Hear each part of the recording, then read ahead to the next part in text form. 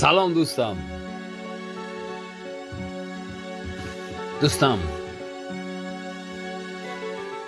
من میدانم زندگی تلخ است، دشوار است.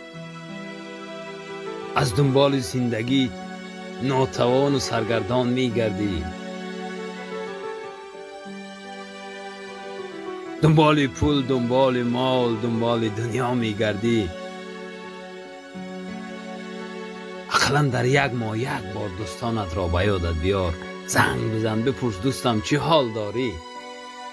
شاید دوستی تو امروز در دشواری ها باشد، شاید خداوند همون صحیفه زندگی بر او کشاده باشد که دوستی تو امروز از همه ده نادارترین، غمدارترین، بیچاره ترین باشد. تو یک بار خبرش بگیر، بگو دوستم چه حال داری، او خوشحال میشد.